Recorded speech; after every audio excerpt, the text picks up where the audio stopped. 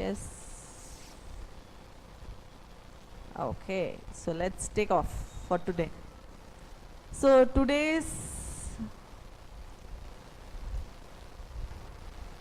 topic is all about management audit in different functions. So in each and every function, how is this management audit applicable and what is the procedure? How do we do? All these things are covered in. So if you look, these are the topics that we are going to go through.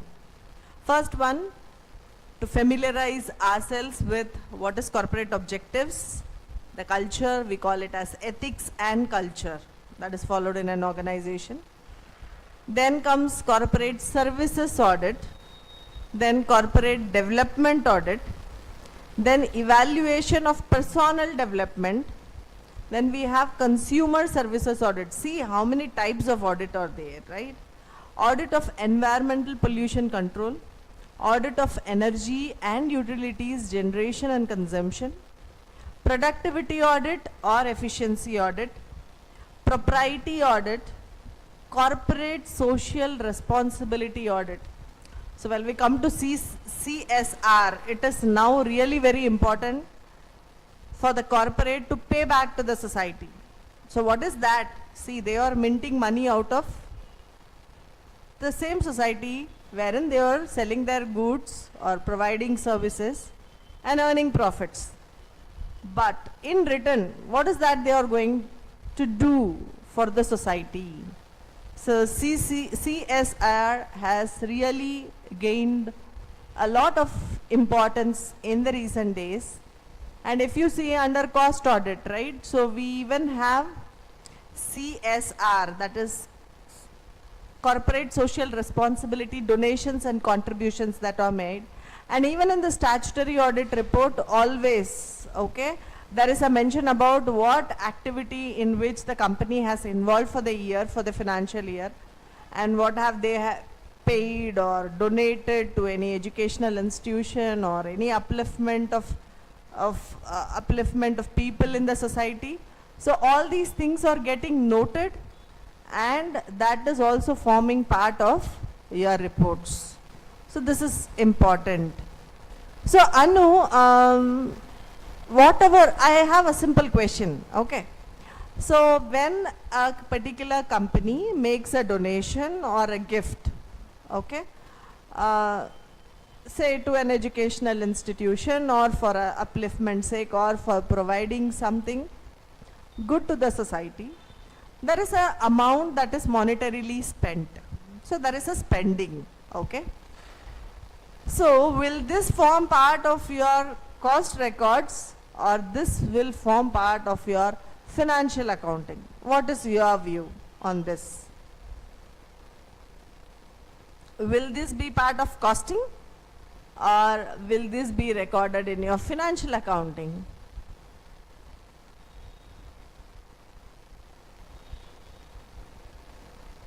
Yes? Financial accounting. No? Excellent. So when we are doing the cost audit work, right, we have lot of annexures that speak about what is your cost of production, cost of sales, what is your profit as per cost records. So what is that particular annexure? Take this as a revision. That particular annexure which helps you to travel from the profit as per the cost records to the profit as per the financial records. Just try to recollect. There is one annexure exclusively in the cost audit report for this.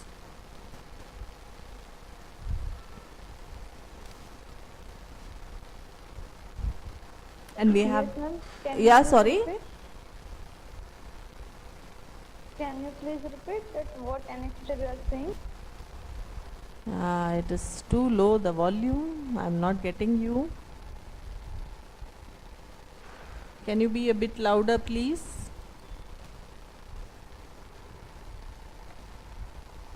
Okay, this forms part of, yeah, I got the reply through WhatsApp. Yes. Let me just check it out. Yeah, I'll repeat it. See, You have told correctly that whatever money is spent or donated by the company during the financial year towards corporate social responsibility, it is forming part of financial records, but we are not going to anyway take it into our cost accounting, cost records, or to arrive at the cost per unit of production. Okay, that's great, that's correct. But now coming to profit as per cost record. So as you have told, this is not going to form part of the expense. So profit of our cost records. Okay, profit as per cost records will be higher than the profit as per the financial records. Am I correct? Because this spending you are not going to show in your costing. Am I correct to say that? Yes? So there is one annexure in our cost audit report which helps you to reconcile the profit as per cost records with the profits as per financial records. So do you remember we did a lot of problems on that? We worked on a statement. Do you remember the name of that statement? You can put it in the WhatsApp chat, that's fine. I'll just look into it because I've just kept it open.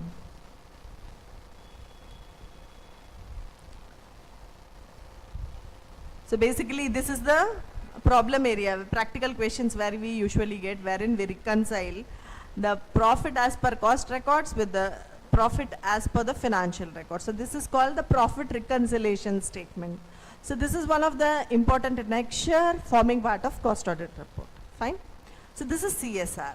Then comes social cost benefit analysis audit.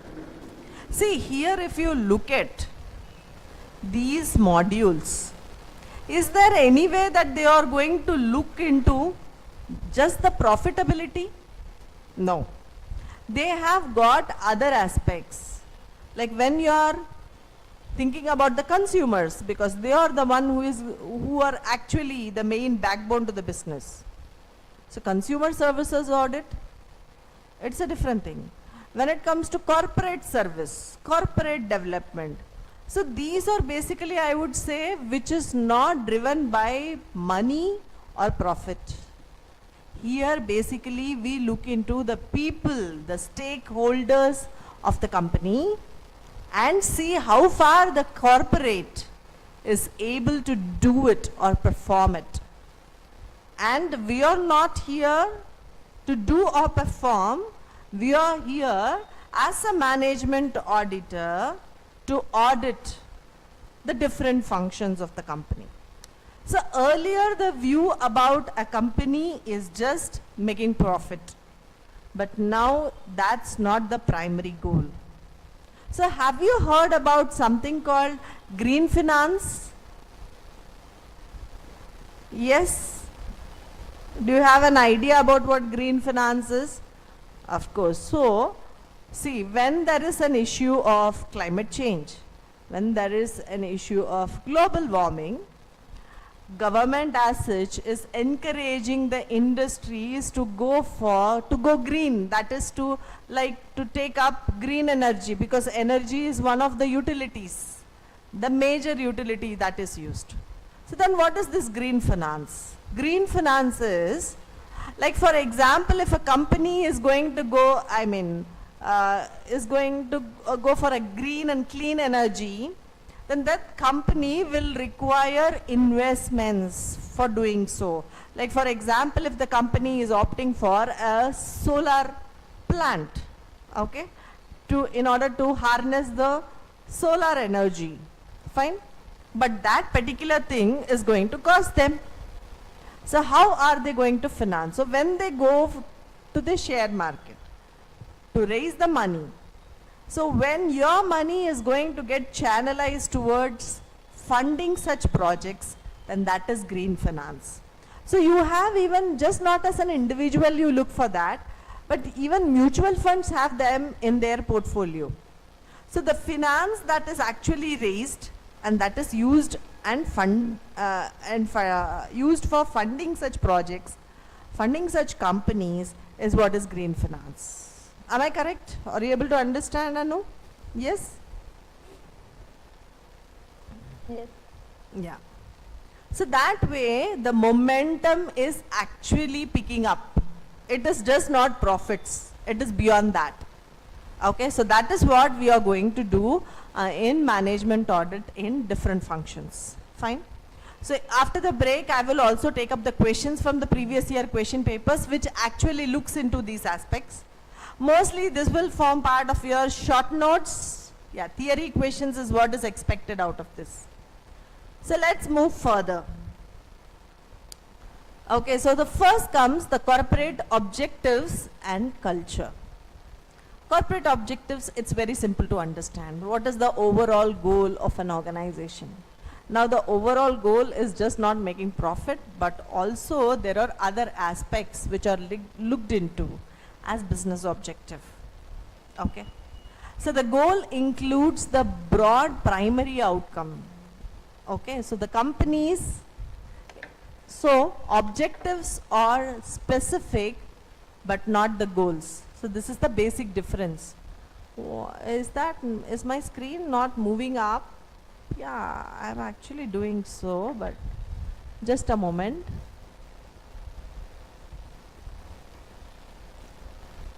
Yeah, it is standstill. Just give me a second.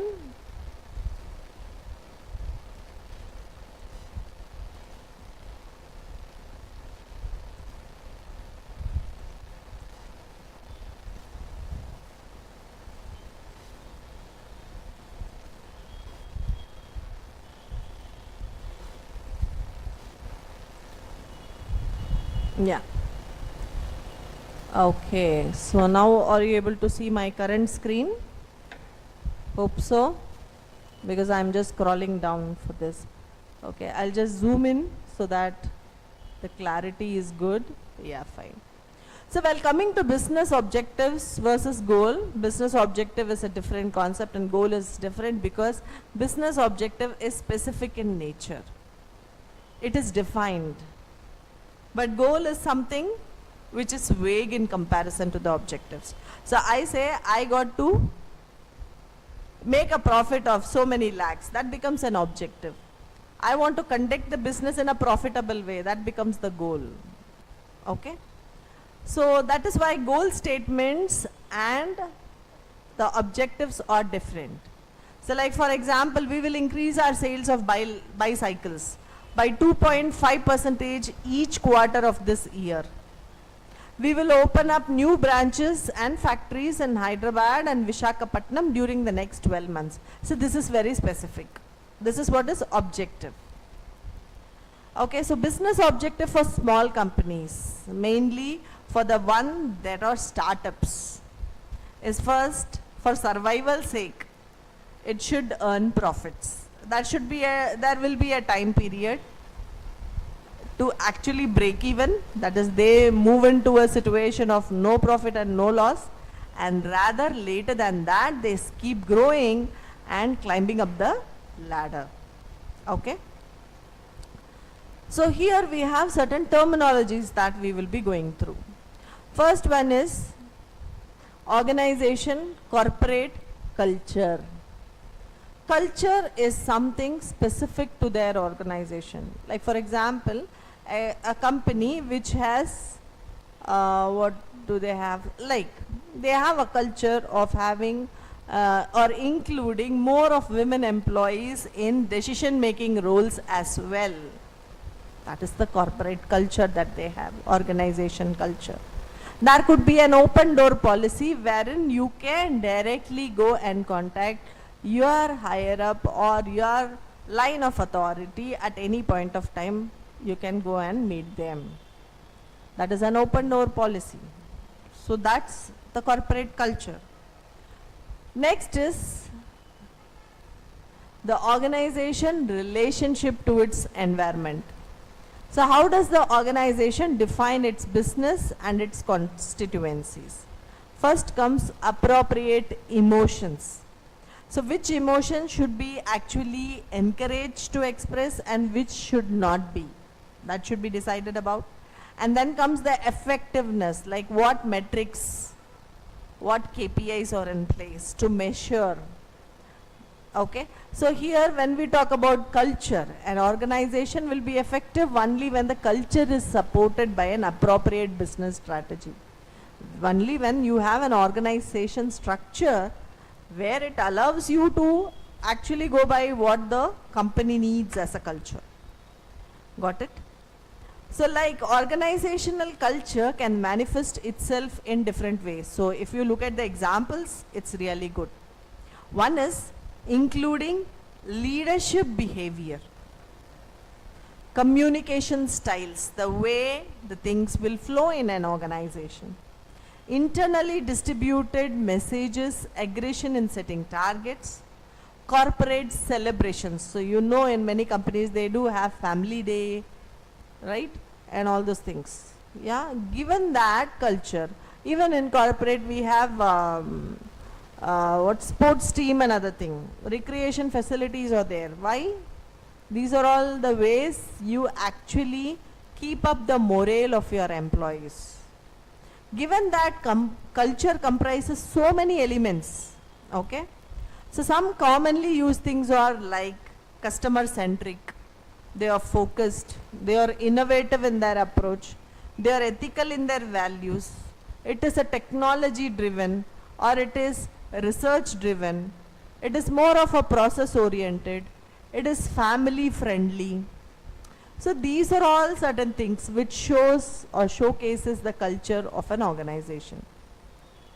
So when we look at factors that shape an organizational culture, so what are all the things, the values that is going to shape the organization culture? So here common values, first is outcome orientation, that is emphasizing on achievements and results.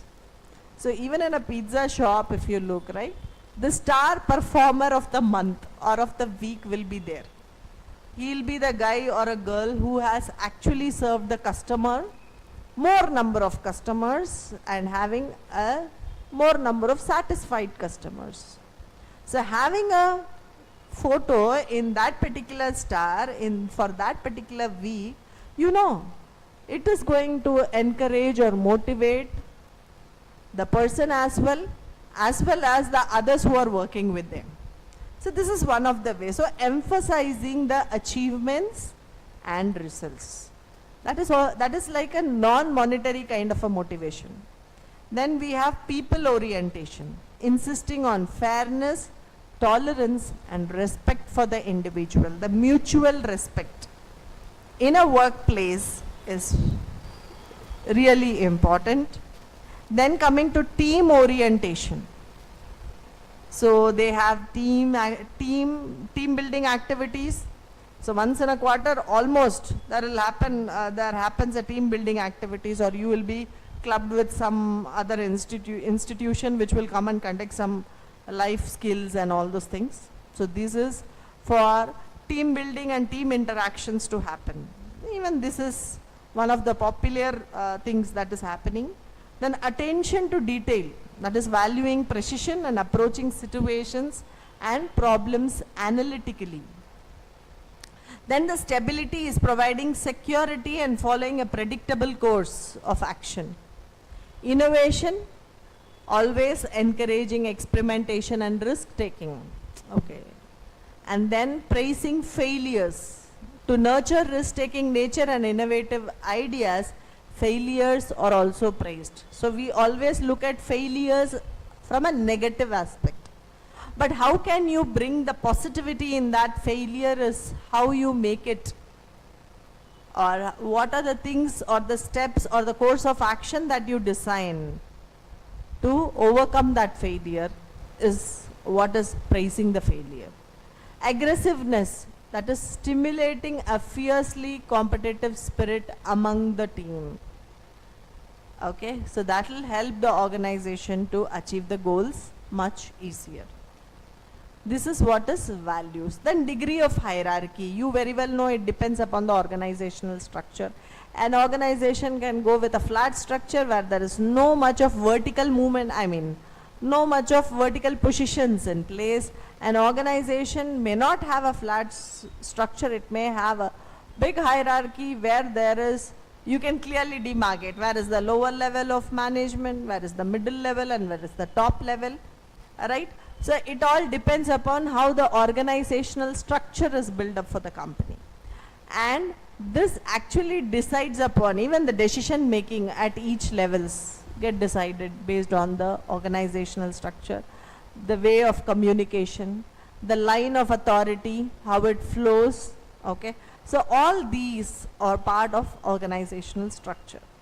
So when you perform an audit, it's not just enough you understand the business, you understand the process, but also it is important, equally important, to understand the organizational chart of that particular organization, so that for anything and everything you can approach the correct person for your queries. So organizational structure, degree of hierarchy is also part of your audit stuff.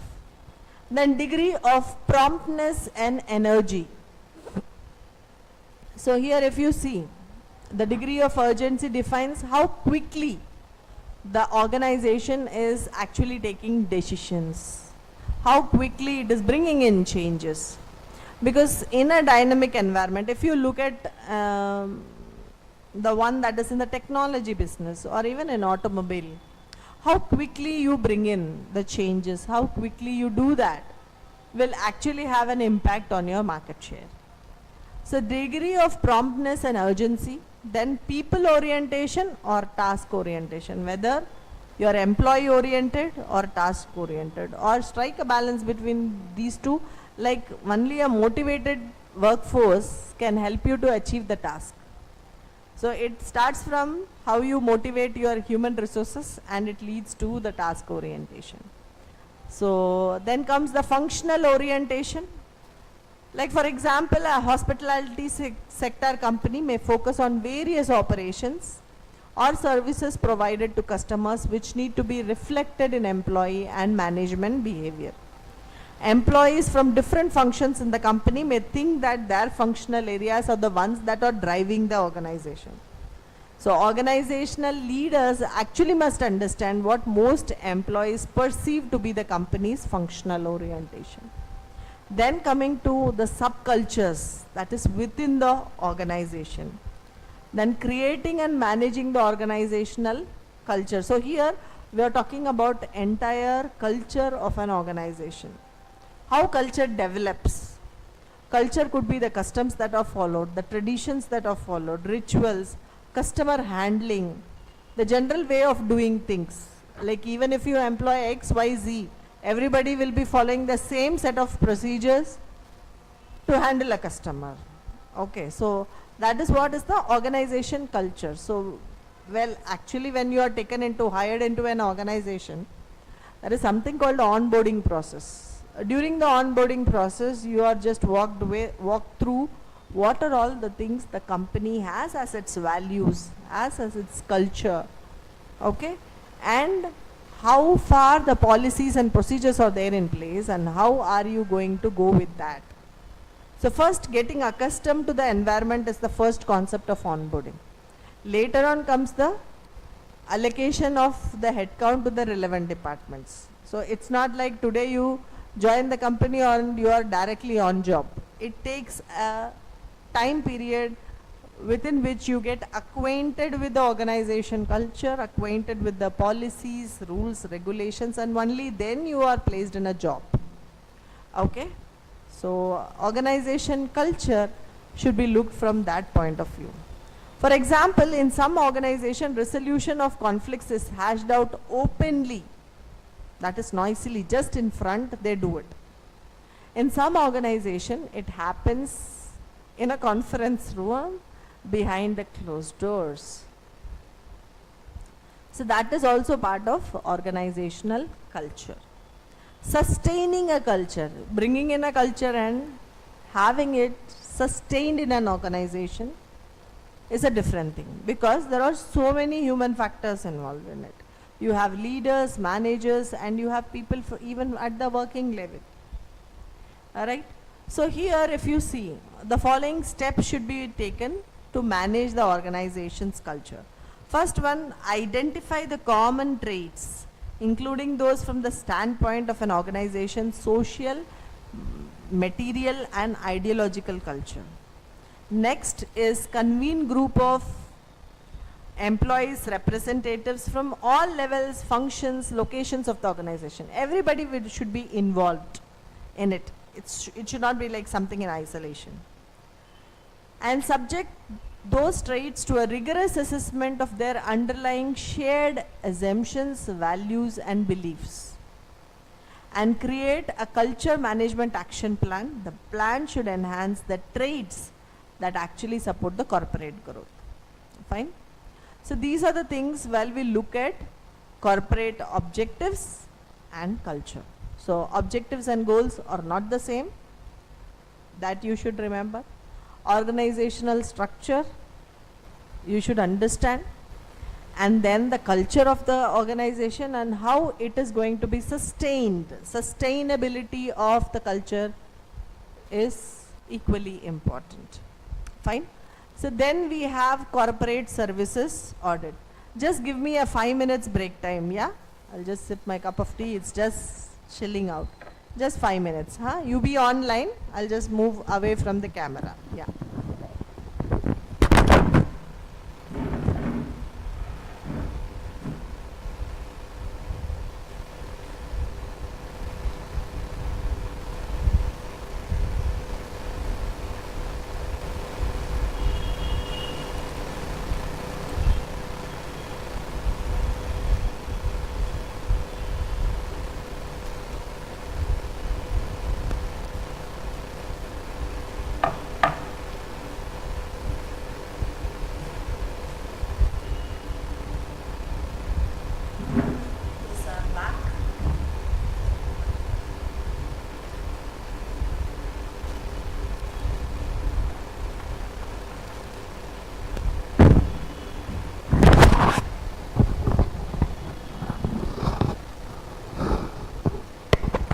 Okay. Then we move on to something called corporate services audit. So when you see, there are many stakeholders of the company, such as you have consumers, shareholders, money lenders, employees, and even the government.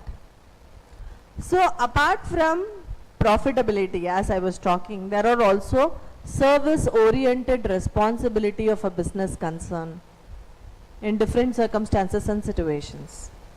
Like for example, when you take a war situation or when you take an earthquake or a flood situation, okay, so how the company or the corporate is going to pay back to its society in the form of service to the society. So that comes under corporate services. Fine. So what is the scope? We should understand the scope first. To understand the scope, we should know who are all the interested groups in the organization. First comes the consumers. So consumers, what as a consumer do you expect from an organization? Yes or no? You can list down certain things in the chat itself. What as a consumer? Okay, now you are going to have something for dinner, ordered through Swiggy or Zomato. Fine. What is that?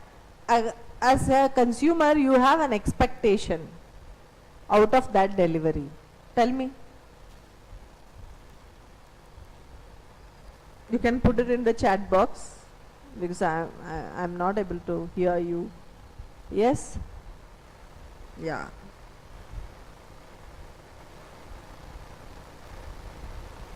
Quality goods, of course, quality food. Then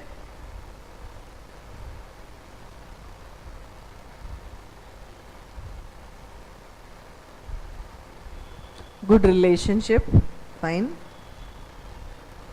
Proper communication, good. Then what else you expect?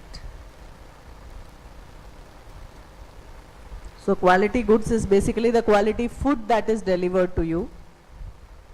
good relationship, proper communication, solving problems, customer service. That is what is the that has the upper hand on anything. So whether there is, and of course the price of the product. It should not be just exorbitantly charged. You should not be exorbitantly charged for something. Okay? So right price, getting it at right time and right place. These three things are going to go a long way when it comes to customer satisfaction. You got it right. Fine. Then coming to employees. So put yourselves, have a kind of an empathy as an employee. What are the things that you expect from an organization as an employee? Yes, you can type in. Growth, excellent. How I am going to individually grow. Increment, that's of course the pay, promotion, bonus, appraisal. Then, what else? Safety, yeah, if it is a hazardous job, right, we always look into the safety measures that are taken by the organization. Environment, that is very important, the work environment, that plays a crucial role in reducing the labor turnover. Then what else?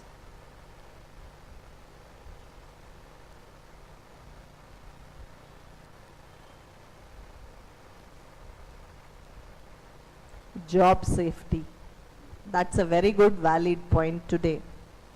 So job safety and security, okay, it actually makes you, if you feel that you are secured, your job is secured, right, the way you will work will be different because you will not be under a pressure that any time you will be fired out of an organization.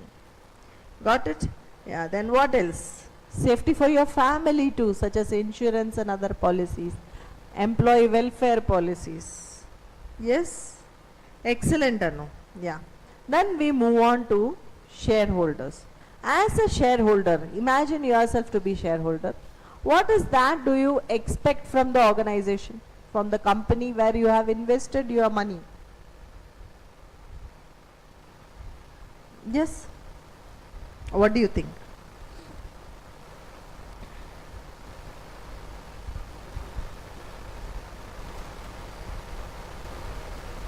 Honest and good relationship. Okay.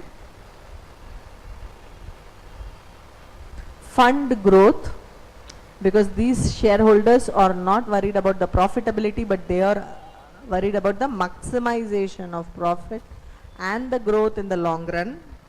Correct? Then that is what is required rate of return. What is the required rate of return? Capital appreciation. All these things is for shareholders. Then coming to the community, the society. What do you expect as part of the society from the company?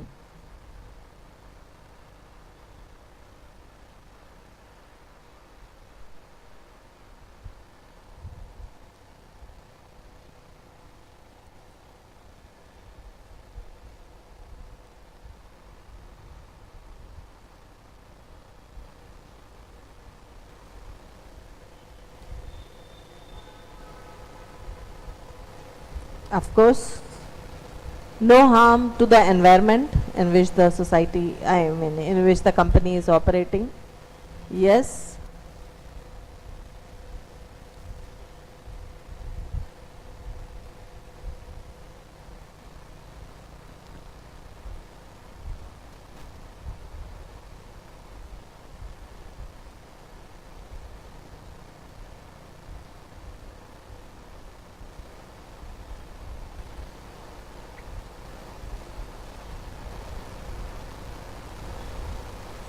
Valuing societal expectation. Good, good. You are using good terminologies. Great. Use such things while you do target your exams. Okay. It should not be a plain thing that you are talking about. When you say it is a social cost, or when you say it's a social benefit, okay, So all that, the social audit, the public relations, all these form part of the community. That is what is the expectation of the community from the corporate. What about your competitors? That is your fellow competitors in your industry. What is their expectation from the corporate?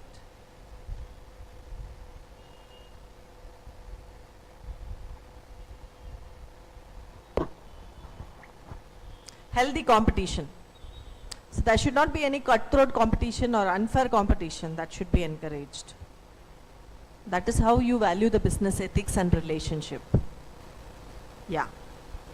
And from the perspective of the government or the state, what is that they expect?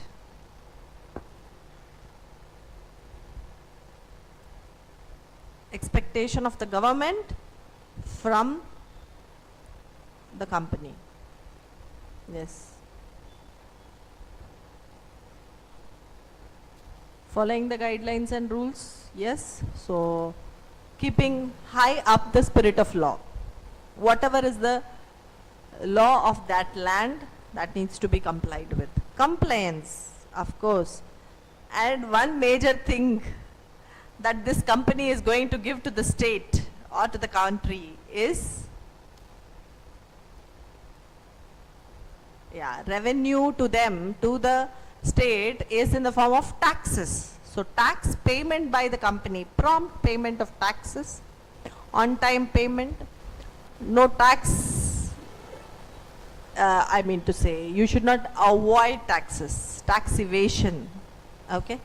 So all these are the expectations of each and every interested group. Good try, excellent try, Anu.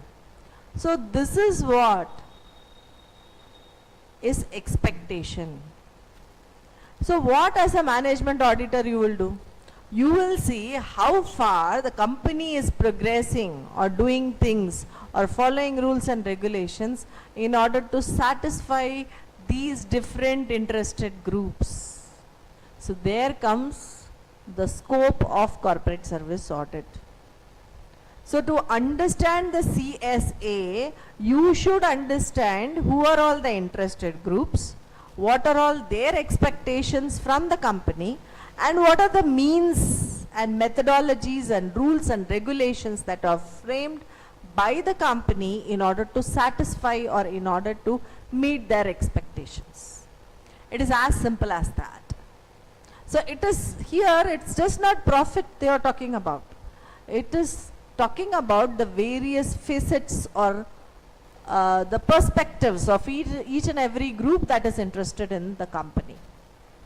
So once you know what is the scope, then you can, it will be easier for you to determine what are the means and ways to ensure that these things are met or not by the company. So the next comes the means, evaluation and ends. So this is the conceptual approach of corporate service audit. So here we are talking about corporate service audit. Okay. So first, what we are going to check as an auditor?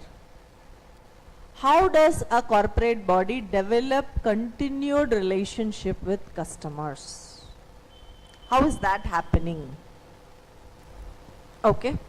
So if they are going to develop, how far they are going to go do that is going to be the end result. So how can you develop continued relationship with customers? By providing goods and services at fair prices, providing good quality goods, providing after sale services, maintaining the customer relationships. Okay. All these things are the ends, and at last everything is going to contribute towards your long-term profitability.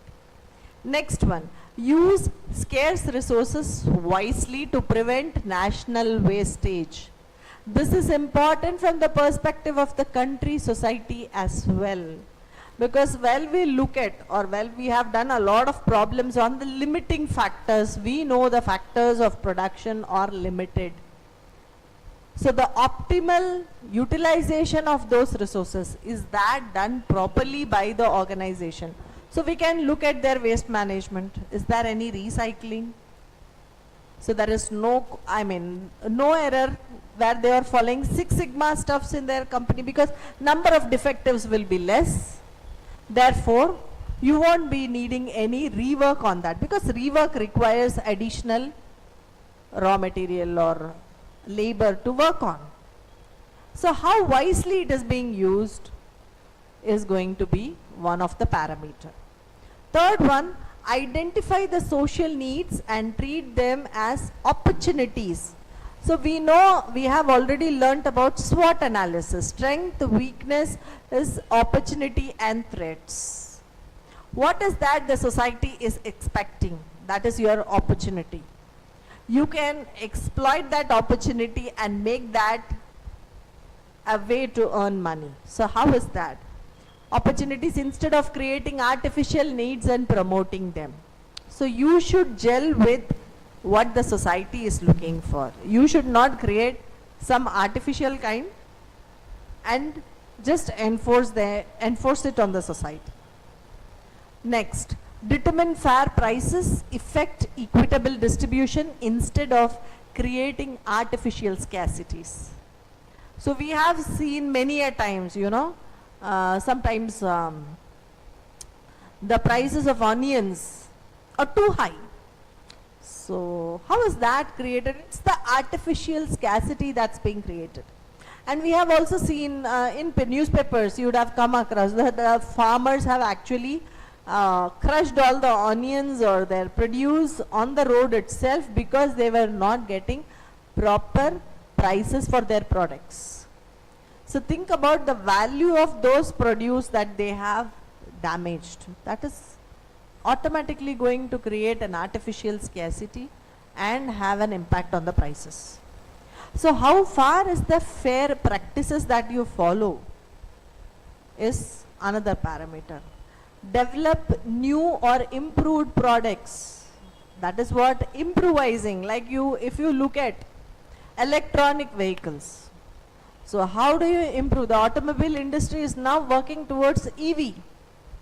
EV is just not enough. You should also have the infrastructure to support the EV vehicles. So you have a lot of charging points that are being installed. Alright? So proper development of infrastructure to support your research and development. And how far you are going to go is going to actually make you remain in the market and will fetch you long-term profitability. Then develop new or improved products or new uses of old products or all. Either you develop the existing product or you bring in the new products. Okay? Ensure stable employment and create healthy climate within the organization. This also helps you in a long way towards your manpower analysis, where we have learnt about stability index, labor turnover rates. Yes, how far you keep your workforce satisfied.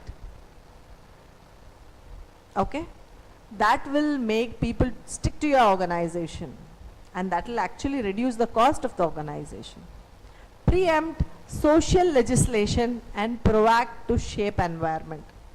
So now everybody is towards green environment, clean energy, green energy. So there are many energy audits also that's going on. So these are all the different aspects that have come and picked up recently, and this is all because of the impact on the environment that has forced the people to move towards it. Got it? So this is how the means, you have these questions, whether this company is, how is that on each and every parameter? Is that going good, not going good, or is that at least attempting to do so or incorporate it? All these things will form part of your corporate service audit. Am I making it clear? Is that interesting or is that boring? Yes or no? Are you following it? Yes, interesting, relatable, all the Yes. And great that you are posting your answers, because since there is a problem with the audio stuff, right? So when you are posting answers, it becomes easier for me to understand how far you are getting involved in it. Yeah. So when you look at, next comes the corporate development audit. So first was the corporate service audit. Excuse me.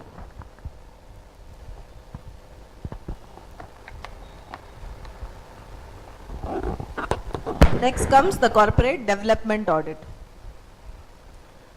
So first, there are two aspects to corporate development audit.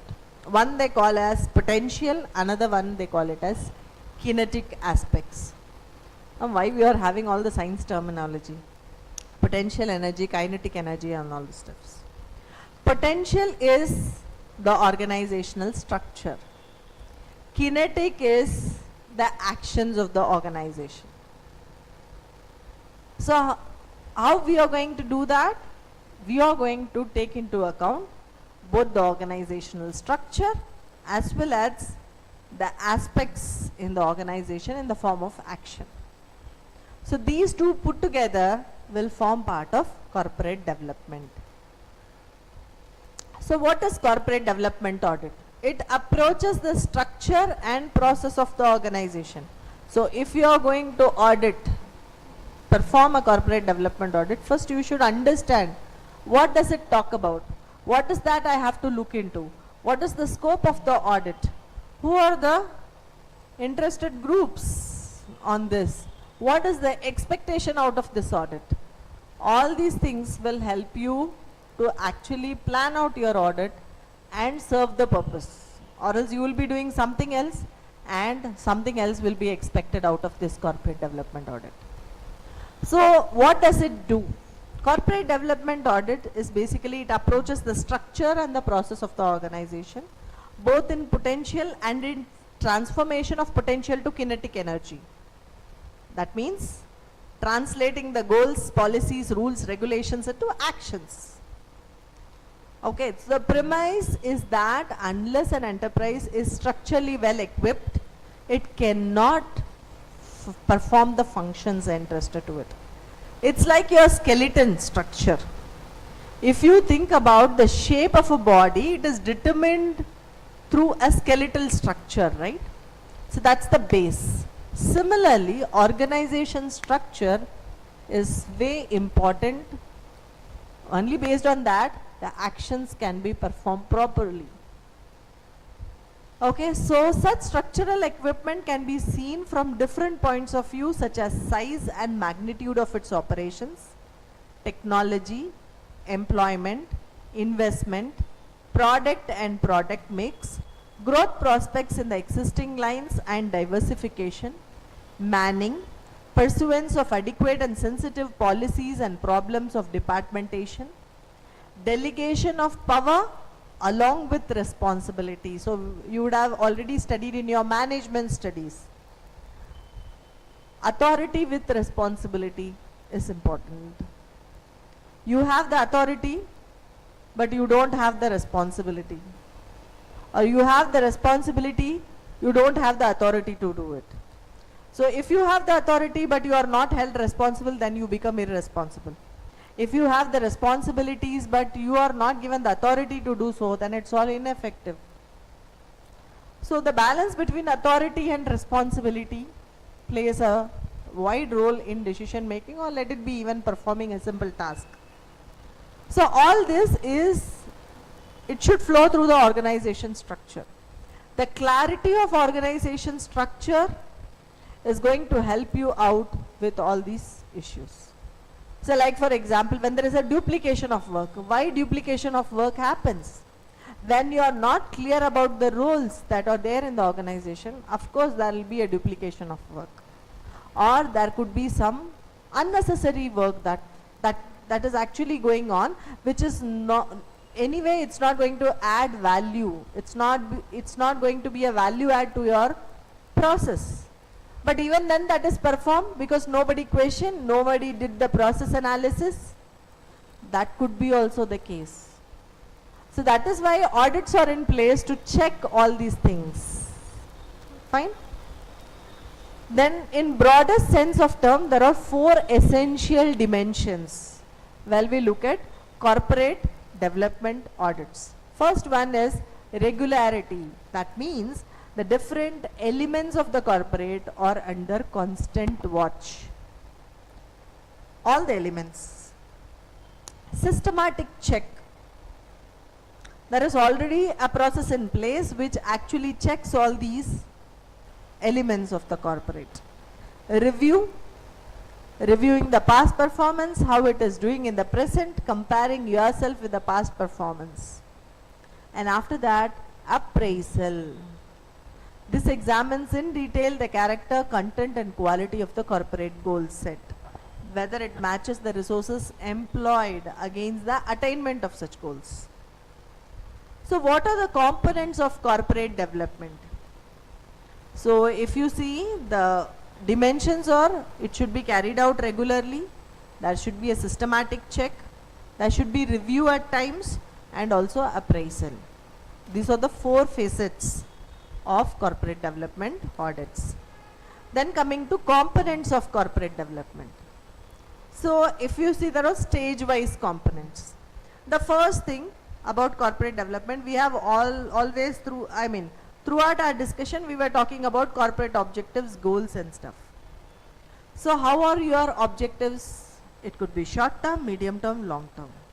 So accordingly, the plans will also be short term, medium term and long term. So that is what short term is called decisive in nature, decisive plans. Short term is tactical in nature. Long term is the strategic plans. So these are 3 different types of plan. Decisive, that is for quickness and immediate current decision that you are going to take. Tactical is the short term decision making, and long term is the strategic plans. Fine. So over here you have the organization development as well as the management development, and these 3 are the different phases.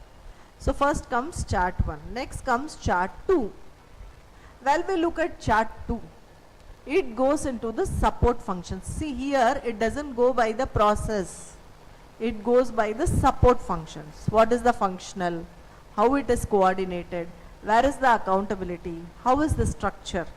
So here comes directorate and structure, research and development, product and production, estate and assets, resources and their utilization, sales and marketing, customers and services.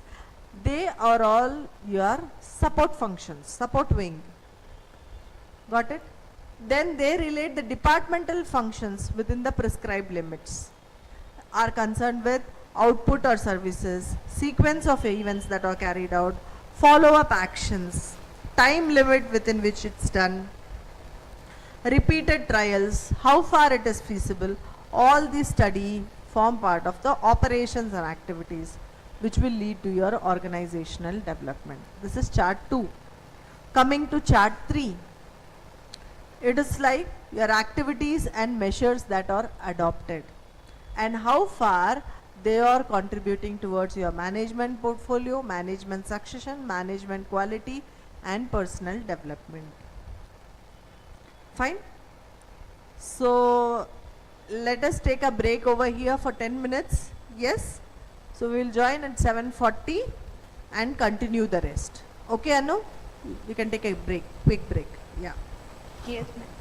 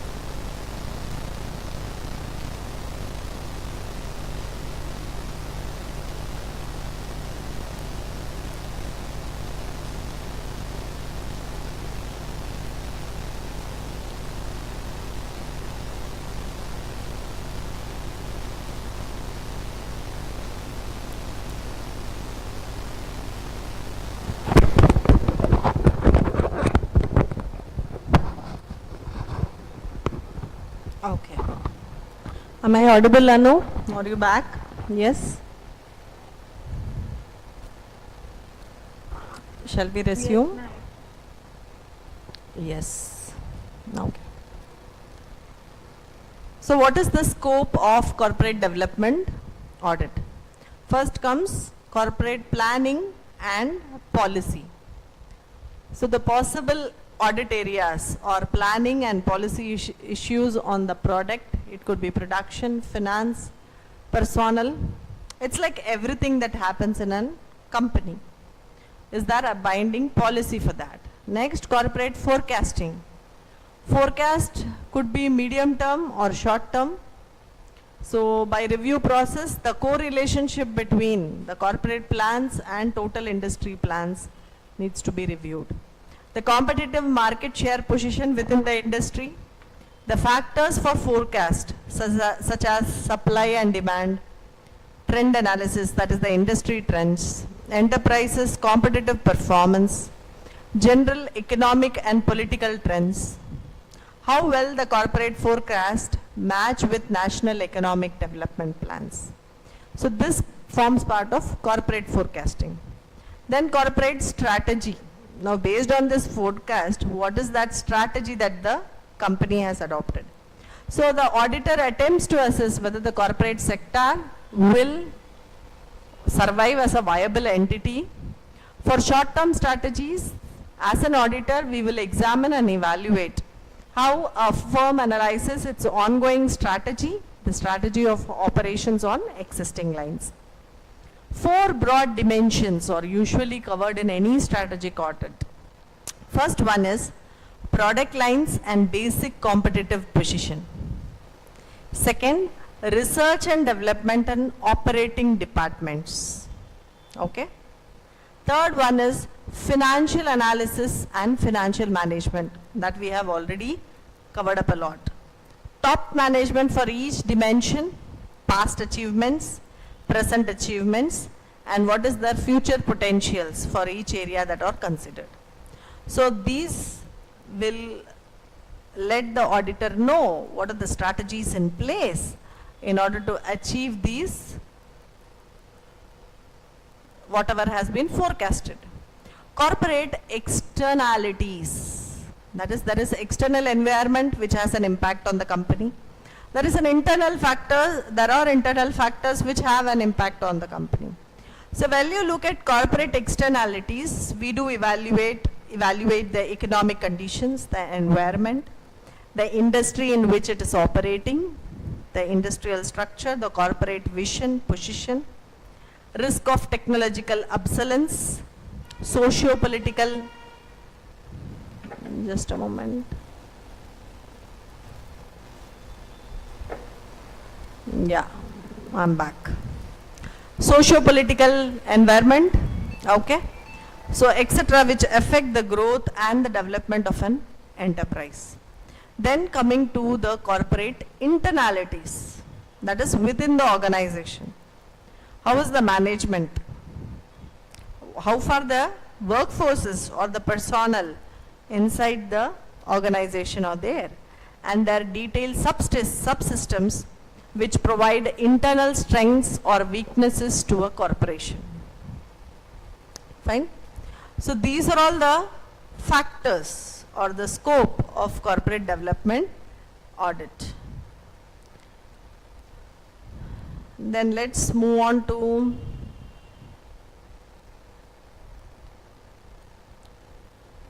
evaluation of personnel development. It's basically, it concentrates on the employees. So we could find nowadays the loyalty of employees have gone down. That is what is seen, like if you see in the service industry, right? So you will be in an organization for a while, and then whenever you get a higher pay, they frequently jump from one organization to another organization. So if you look at from the corporate perspective, from the company perspective, as we have already seen in manpower analysis, this is going to cost the company in terms of the cost of recruiting, training a new personnel in place, as well as in terms of taking the operations in the absence of a headcount or an employee. So here, how are we going to look into the personnel development? So managers have an important role to play in ensuring the development of the people. First one, delegating the responsibility rather than fixing the problems before they arise.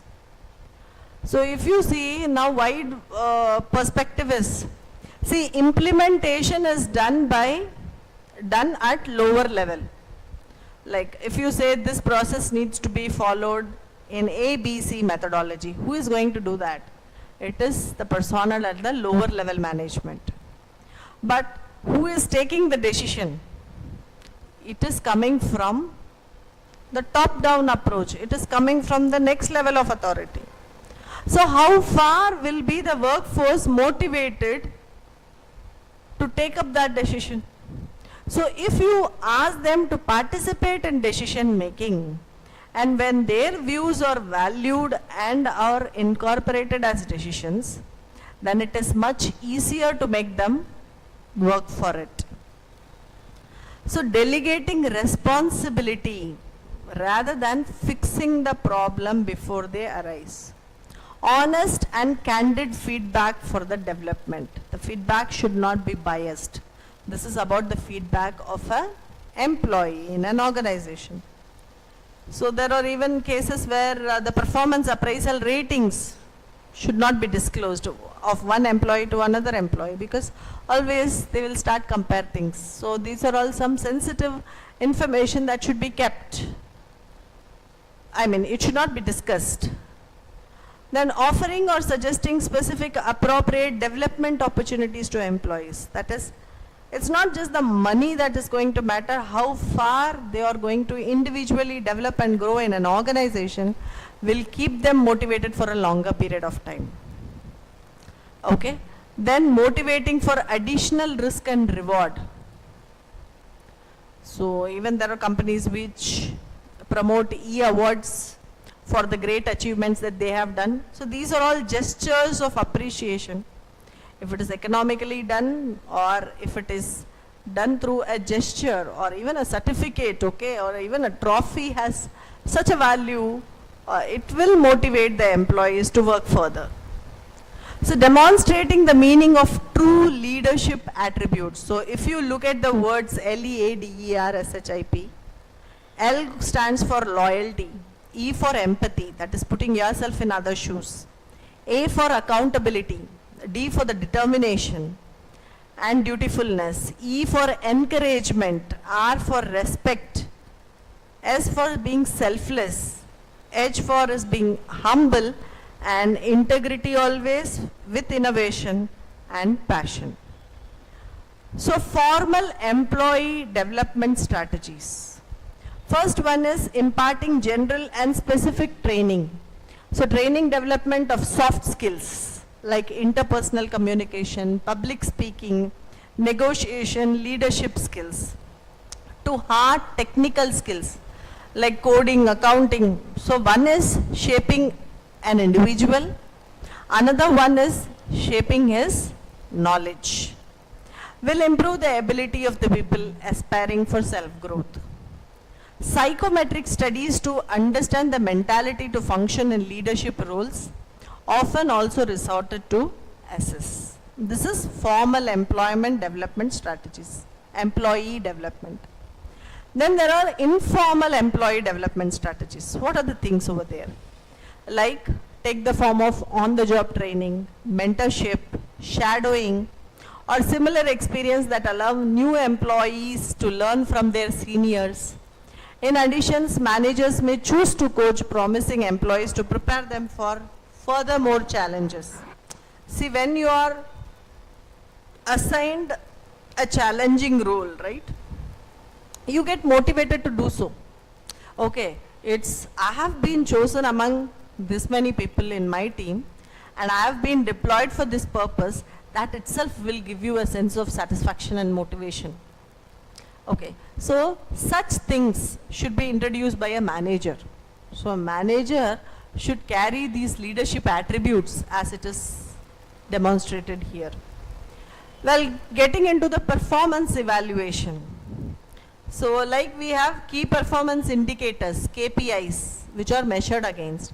We have KRA, which is the key result area.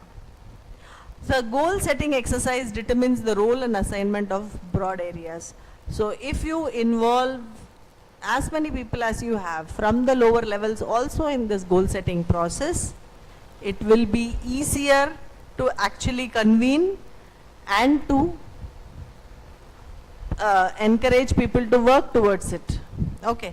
An annual review. So at the beginning of the year, there comes goal setting process, wherein you will be educated about what is the expectation or goals of this year, what is that you can contribute. So that is called goal setting. At the end of the year comes the appraisal. So after the goal setting, you will be appraised on how far you have worked towards such goal. What is that you have achieved? So this is how a process is carried out by the manager, okay, from the goal setting, individual goal setting, till the appraisal. There are many rating scales that are introduced. Okay, so there are rating scales. Every company has their own rating scales, and based on these rating scales, incentives, increments, promotions, so they consecutively, if 3 years you are on the higher on the rating side, then you are eligible for promotion. So these are all certain things which are given as rating scales, and there is a 360-degree feedback that has been introduced. That is, you are just not judged by the manager to whom you are reporting. You are also judged by your peers who are working with you. How far you are helping in nature, how far you are there to educate others, how far you are taking up responsibility, how far you are good in team building. All these perspectives, it's not just you and your manager, but your 360-degree feedback is being collected and processed for the appraisal. Okay, so these are all different parameters. Actually, the dimension of personal development has actually changed over a period of time. Now it's not the same as we had some years back. Every dimension is being assessed for the personal development. Got it? Then we have consumer services audit. So we put the customers first, the consumers. Okay? Like for example, where a farmer sells produce to a supermarket, or where a telecommunication company provides telephonic service to a business, as well as a business to consumer. One is B2B, business to business. Another one is B2C, business to consumer. So where an organization interacts directly with the individual customers, even that can happen, such as a mobile phone company selling the phones, and contracts to an individual, or a supermarket selling produce to the public. So business to business, business to customer, both are inside the scope of consumer service audit. So it's not necessarily your customer is going to be your end customer. It could be the next person in contact who is actually receiving your services. So the key principle of good customer service are respect towards customer requirement. What is the requirement or the necessity of the customer? Next, commitment towards a customer. Let it be quality, delivery, or after sales. Provision of clear, relevant, and accessible information about the product or about the service that you are going to offer. Well-trained and customer-focused staff. So customer should feel as if he is being given a special attention, a special position. The customer experience, they call it as TCE, total customer experience, right from the time he contacts the organization till such time he gets the goods or services from the organization. It should be such an experience that should be given to a customer. The customer is ready to pay for that, the premium, you know. So that is what is total customer experience. Then clarity in communication.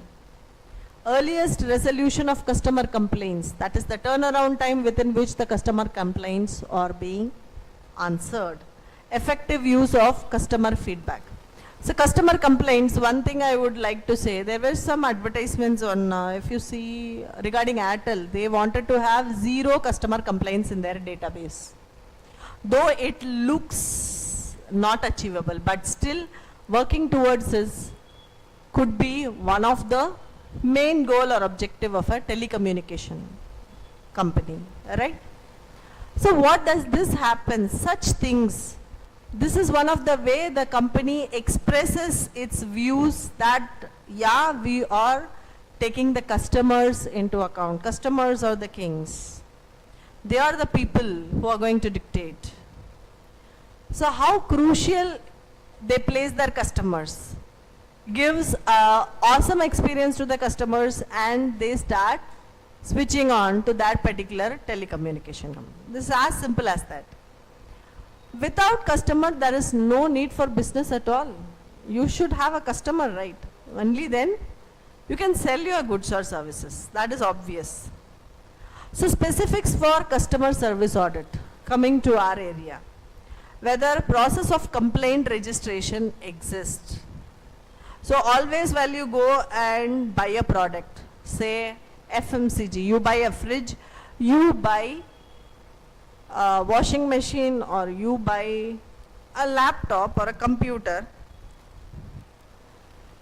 what is that you expect as a customer while you approach the company, you approach the dealer?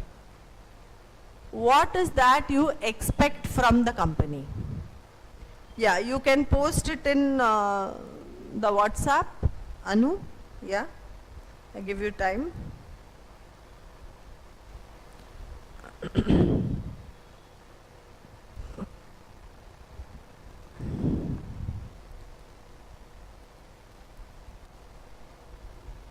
Yes.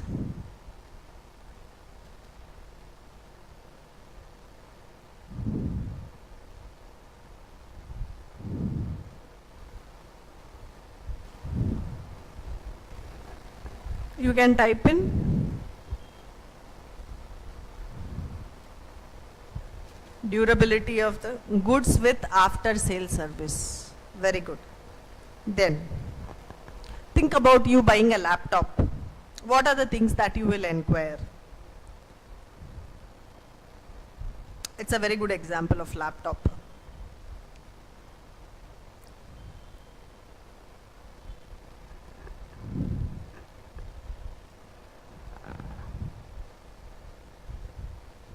Storage, okay. What is the service that you expect from the company? Like you are going to take a HP laptop or a Dell laptop or any kind of that. What is that you look from your service perspective? Yeah, how are the updates going to take place? Storage, durability are all hard. Yeah, timely service. The time within which. Is that going to be on support? Whether it will be a site support, or you have to take the laptops to that particular place for the for repairing stuff, right? What is the warranty? Yes. And don't you also ask, usually what we do is, we also think about how often comes the customer complaints on a particular product. Like if I am going to buy a fridge, I ask mainly the sales guy, how often or which particular brand do you think get lot of customer complaints? So then we can come to a decision, okay. So the product with less number of customer complaints, of course rating and all, yeah, fine. So rating is the open thing, and when you look at FMCG goods, right, we even look at the energy rating, 2-star, 3-star and all those things. How far we save on our electricity bills. These are all various things a customer thinks about before buying a product. He thinks even the term after buying the product. So if you look at FMCG, like if you look at a fridge or a washing machine, at least I want my washing machine or fridge to go for 10 years to get back my money, whatever I have put on that. So that is my way of thinking about things. So how often I have to do such repairs? Is there any issues with the model? All these things, right? So your customer might be educated about all these things, or the customer just buys it, just being getting influenced through the salesperson or through the advertisements, whatever may be the case. At last, it's the customer who is going to give the revenue to the company.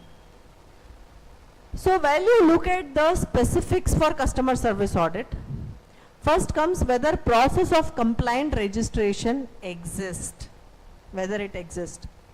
Whether a dedicated group of people are there to look after the customer service. You have a separate customer care to look at it. Whether the organization having a documented policy to address the customer complaints. There should be something to handle how the customer complaints needs to be handled. Whether customer wow measured for loyalty assessments, wish on worth. So if you, for example, if I give the names, you start using a particular product and you get loyalty points on that. Got it? So that is the loyalty points which is paid for you sticking to the brand. You have BATA. Okay, so you do purchases, you get BATA loyalty points. You do any of the shopping for Tata products, you get Tata new coins. Anything and everything that you do with. So all these things are loyalty points that are given to the customer for being loyal and using their products. Whether any legal action filed against the entity for failing to cater to the customer complaint. Of course, these legal implications and all, we don't go for the search for all those things. That is not primarily, as a customer, I won't look into all those legal actions and stuff. To track customer complaints, see, if I am going to buy a product, will I go and analyze the financial statements of that company? I am no way worried about it. I am worried about whether the product is durable, whether it is covered under warranty, is there a proper after sale service, and all those things. To track customer complaints, tracking complaints can reveal the patterns then and there that can be addressed. When complaints are not tracked, the same problems can exist forever. Even this complaint tracking, if there is a similar kind of complaints coming from a particular model of a product, so then this could be a part of, or this could be a food for research and development. So you try to overcome that particular error in that product so that your customer complaints automatically gets reduced. So one is interlinked to other thing. You cannot work on one facet, just leaving others in isolation. Then coming to role of internal auditor. Okay, so this is what is the specification under CSA, Customer Service Audit. What as an internal auditor we are going to play our role in this CSA? First, the internal audit activity should utilize the customer service indicators such as risk metrics, complaints, product recalls, resolution process. So it is not just a case is logged, a complaint is raised. How far you are with the customer in resolving it. So periodic reviews, then the TAT, turnaround time within which the customer complaints are attended to. Customer service should be considered as part of risk assessment and should also be considered for cyclical audits. Internal audit's role is to provide periodic independent assurance that controls are in place and are operating effectively. Customer service data and satisfaction index. So you would have already experienced this, like while you go for raising customer complaint or after you find a resolution, right? Always after the call they'll tell you, we have a feedback link in which you are supposed to give your experience speaking to the customer care executive. This is you rating the customer care executive. This is also a control in place wherein the company will be able to assess whether their customer care cell is properly working or not. Cost of poor quality to highlight as a further scope for product development. That is what I was talking to you. For further product development, it is useful. So I had a small experience today, but this is in recording, so I cannot disclose. Fine, okay. So that is how customer complaints, how far, like for example, for booking airlines, right? You should have the good customer experience so that you pay the premium money for traveling in an airlines. Okay, so what is that you look at the airlines? If you want to book a ticket and you want to travel through airlines, what are the things that you will look at it? What are the things you will look at it before traveling?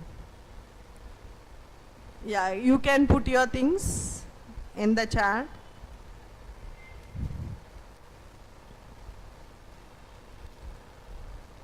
Anu, you can either say you are going to take a flight or you are going to take a bus. What is that you are expecting as a customer? Take the case of flight itself. Yeah.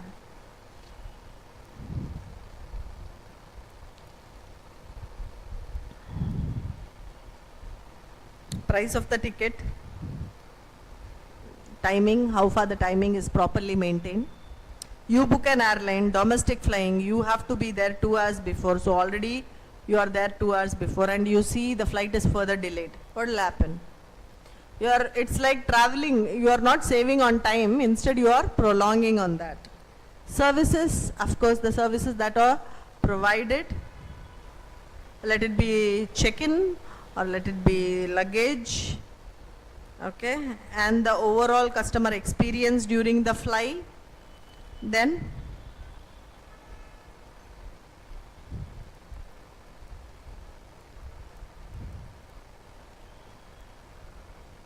the services, of course the services.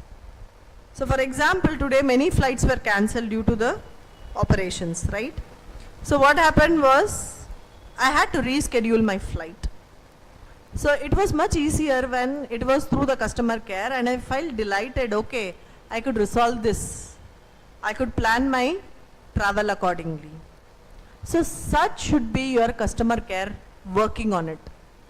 So at the end of the call, they will always ask you to share the feedback on whether they were able to answer your question, whether they were able to give a resolution for your problem. Yes, so all these things form part of customer care. Approaching an audit of customer service. Okay, challenges for internal audit. So these are the things we actually look into as a role. These are the things we are going to check in. But what are the challenges that you will come across? First, failure to judge customer requirement against company process of handling and complaint. There exists no process. What will happen? Absence or non-availability of requisite data. Everything is data driven. So if you don't have proper data in place, then it's very difficult to track all these things. Lack of clarity over legal position and implications. So these could be the challenges that could be faced by an internal auditor when they do consumer service audit. Then moving on to audit of environmental pollution control. So usually when you look at the disposal of waste, pollution of water, air, water bodies, especially water, air and all those things are regulated by the state's pollution control boards. So here Maharashtra Pollution Control Board is there, and for which you have to pay for the inspection, the fees, you got to get the licenses to operate. All these things are the legal requirements for actually having your plant getting operated in that particular state. So even though there are so many restrictions, but how do you check upon whether the organization is complying with all these things and how it is working on environmental pollution control? So in first place, we should understand the scope, and in the second place is how we proceed towards such an audit. Okay. So environmental audit is an independent evaluation of policies and principles, systems, procedures, practices in place and performance, and other elements of the business relating to the environment. Some important definitions, these are all just definitions, you can just avoid it. So if you look at the features of environmental audit, first comes the role of management. So how far is management spending on the infrastructure we can say the capex, capital expenditure, to have a check or a control on pollution. Like for example, in case of sugar factories, right? They always have an effluent treatment plant, wherein whatever water is discharged from, let it be from the sugar factory or from the distilleries, before letting the water into the fields, you know there are a lot of chemicals that are used, let it be in the process of sugar manufacturing or let it be in the process of distilleries wherein the alcohol is produced, the spirits are produced.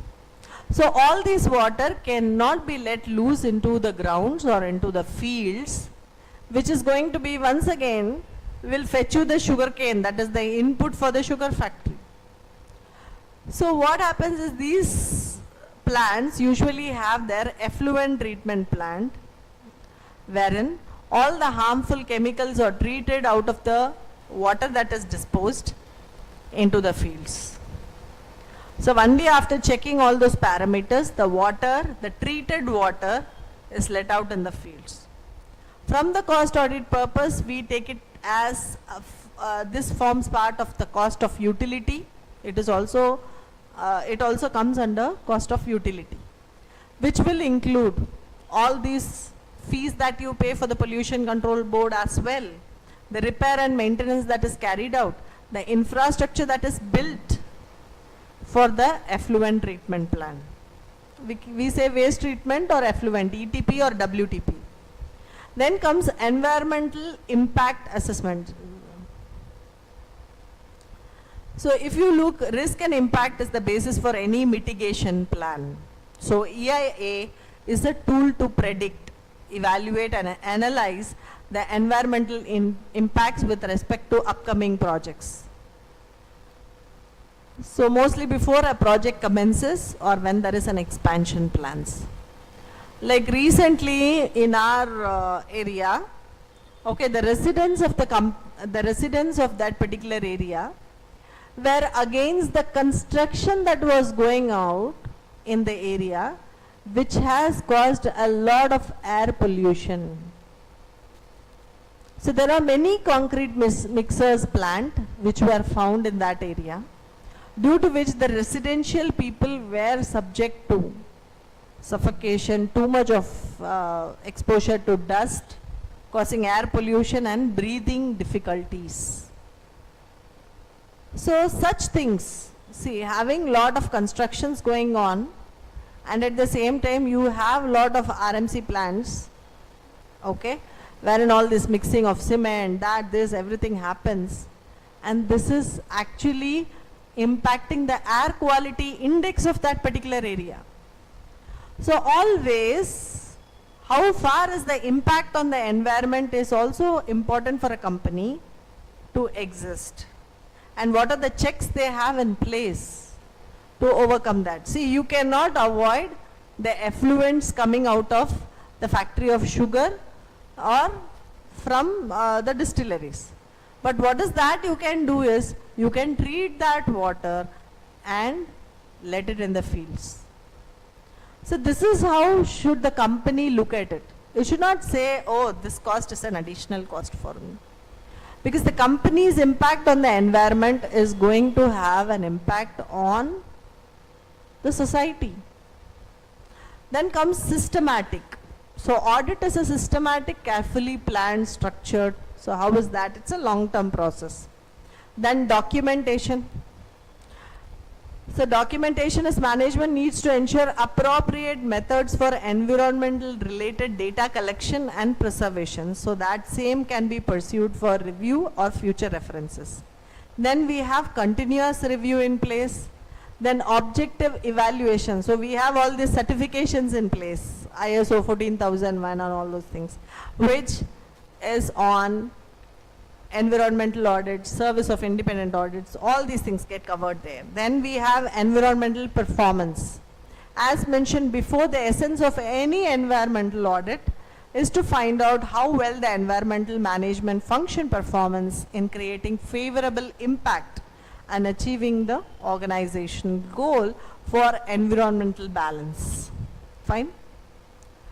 So if you look at the objectives. What are the major objectives of pollution control?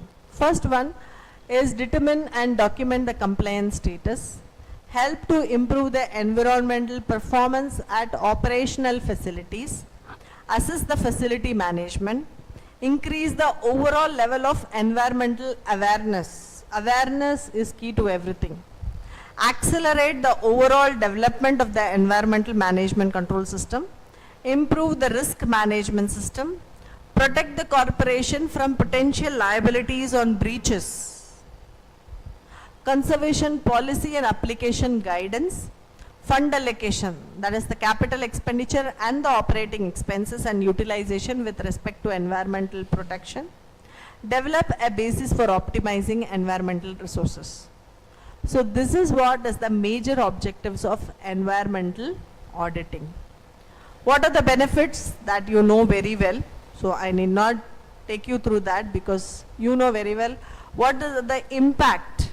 Okay. So there.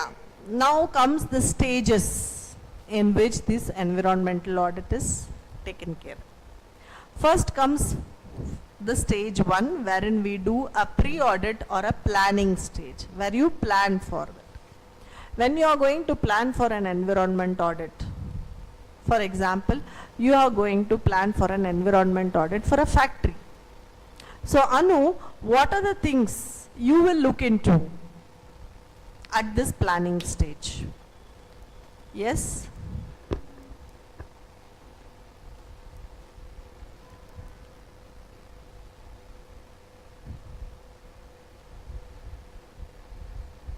You can put it in the WhatsApp.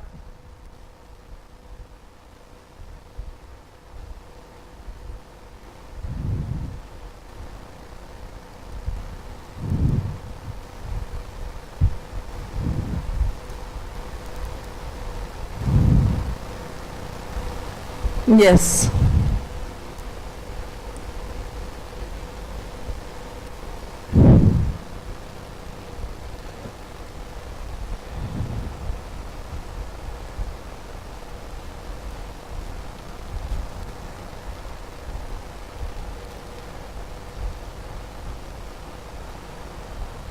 Yes, its working structure, that is important. The process you should know. Only then you will know in which place there is a pollution causing thing that is getting out of that process. Yes, from where to start. Excellent.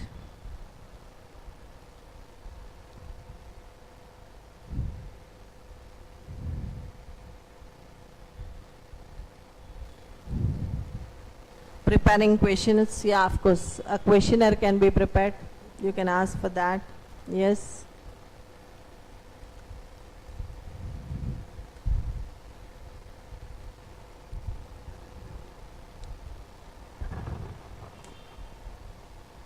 This is before you go and visit a factory. Team choosing to do the task. Okay. So the first stage comes the entire planning of your work. What is your scope of work? What are the protocols? What are the rules and regulations that are binding for that particular plant or an industry, kind of an industry? So all that you are going to familiarize yourself. Then comes on-site or field audit. You directly go to the factory. So what do you do? Application of desktop review outcome or query listing. So this is the introduction phase, formal introduction stage, wherein what you will do, you will have a walkthrough of the entire process. You will try to assess the results on the spot. It is something like you carry out a factory visit, then a facility tour, site or facility inspection and evidence collection. So everything happens just in front of your eyes, right? So you will be able to better judge that. See, the process flow, though it is all given in the papers or it is just in your computer, but when you actually see that, right, you will have a lot of ideas flowing into your mind. Okay, this could cause this pollution. How is that they are managing? Okay, so relevant document evidence also needs to be collected from the site to crystallize the preliminary observations. Evidences, collect sufficient, appropriate and reliable audit evidence to check the activities, performance, impacts and reports.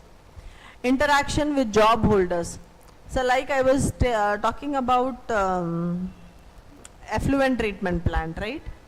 So whatever water is released from the effluent treatment plant, you can also check that in the lab facility, whether it has been properly treated, though they say it is being properly treated. But how is that? That's going to be checked. So there will be a QC for the water that is released from the ETP. So interaction with job holders, like who are actually on the job, you are going to interact with them. Sharing of findings and finalization of site visit report. Closing or exit conference. So this is a chance of auditees to identify misunderstandings and to be introduced to the findings of the audit team. Fine. So this comes at the second stage where you actually go. In the first stage, you plan for it. Second stage, you practically go to that place and look at it. Third stage is post-audit. So what is that you are going to do in the post-audit?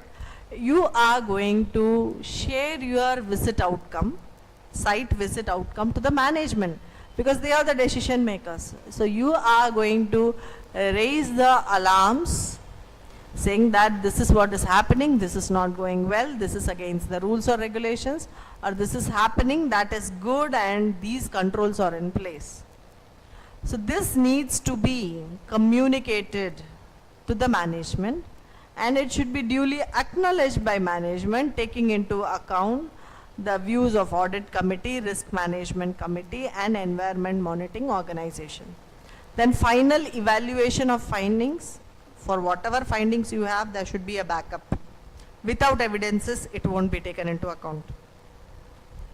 Then comes the follow-up or review stage, wherein the action plan has been taken.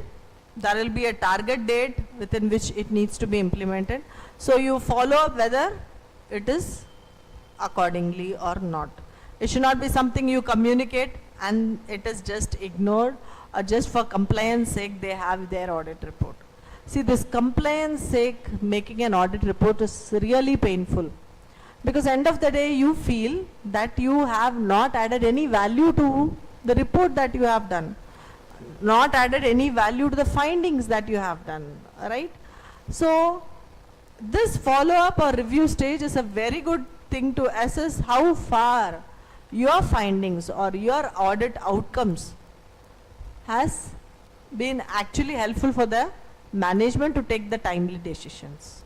Okay. Then what are the contents of the report? First comes the executive summary, introduction or background to audit, including specification. Like if you are going to visit this place or this process is what you are going to audit, you should be very specific in the report. Then object and scope of environmental audit. Then what are your audit observations?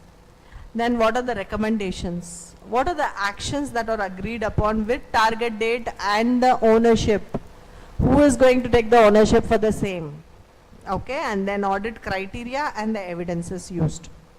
So that is what, in case of management audit, we don't have a strict format of annexures or formats to do so. So as a management auditor, you should try to incorporate all these points in your report to make it more complete. Okay.